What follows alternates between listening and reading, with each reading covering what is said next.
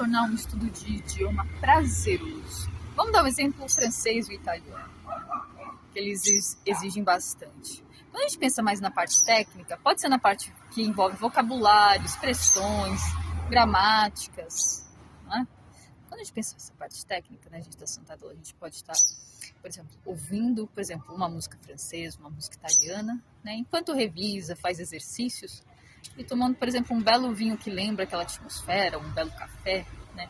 A ideia é até criar a própria atmosfera relacionada ao idioma, né? E aproveitar e colocar aquela música interessante, aquela música francesa ou aquela música italiana, né?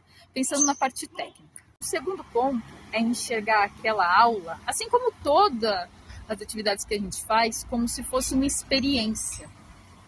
Quando a gente enxerga esse fator, então a gente consegue ver com olhos prazerosos. E esse é o segredo também de criar um lifestyle conectado à essência, é experienciar o cotidiano, enxergar com olhos de prazer.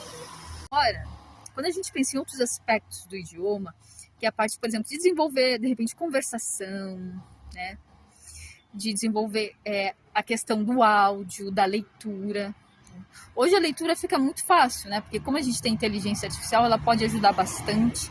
Ou também, pode também, por exemplo, com um professor, obviamente se for um professor particular, que pode ajudar nessa questão da leitura, se tiver no começo, né? Ou com alguém também, é uma maneira prazerosa, né? Pode tirar todo um clima, se por exemplo for francês, italiano, todo aquele clima francês, italiano, com vinho, né? E vamos dizer assim, petiscos acompanhando o vinho, né? Por exemplo. Ao mesmo tempo vai para a conversação também.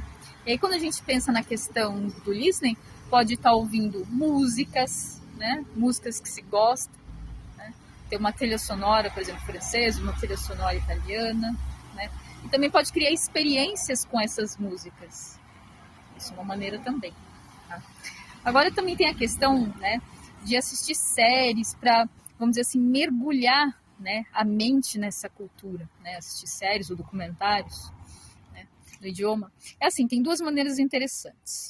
Tem quem está no começo, que é interessante assistir com legenda, por exemplo, com legenda no idioma nativo. Tá? Também pode assistir sem legenda também. Por que é interessante? Para acostumar a mente, né, com aquele idioma, mesmo que não entenda nada. Quem está no intermediário provavelmente vai investir em legenda só que no idioma, né? E é interessante também ver sem legenda, para acostumar a mente com isso, né? Agora, quem já está no nível avançado tem que criar cada vez mais uma vivência para fazer com que a mente mergulhe, né, na cultura, por exemplo, francesa ou italiana. De forma geral, essas são maneiras, né? Também tem outras também para tornar o estudo de um idioma prazeroso. Então era isso que eu queria passar aqui, e eu vou deixar aqui uma frase espelho muito interessante. Sabe uma impressão que me passa de você?